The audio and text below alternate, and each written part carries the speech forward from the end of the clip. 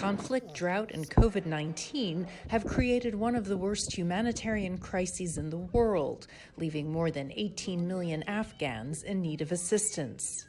The collapse of the government and the Taliban takeover have only deepened the emergency, displacing thousands more people.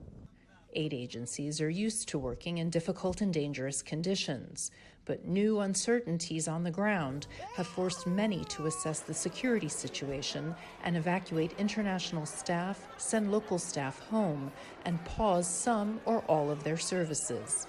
I think for many of us and our peer agencies, it is important that we have a right, secure environment to operate. We want to have clarity on humanitarian access space, and we really want to make sure that the international community stand with Afghanistan and Afghan people and not forget them in the time of crisis. The Taliban have signaled that they want the United Nations and some NGOs to continue their work, but have not said whether they will impose new restrictions or conditions on them.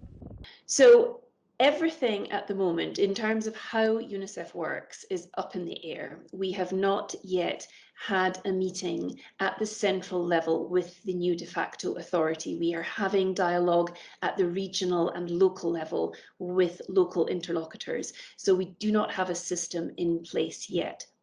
The World Food Programme has been operating in the country since 1963 and currently feeds about 4 million people each month.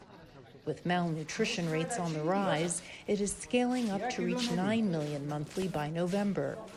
Access has continued, but without a proper government in place, it is complicating WFP's work. There's a political leadership in Doha. There is local leadership here. There is a leadership layer in various places. Our concern is that assurances that might be given at one level are honoured by local or even higher authorities in other levels. Logistics are vital to the efficient and regular delivery of aid, and questions remain over who will run Kabul's airport after the U.S. leaves. A functioning airport for a landlocked country is going to be so critical in order to get supplies in order for, our international staff to be able to get in, to get out, for medevac reasons. The World Food Programme's Andrew Patterson says aid agencies fear donor funding could dry up in response to a Taliban-led government. That means cutting off aid.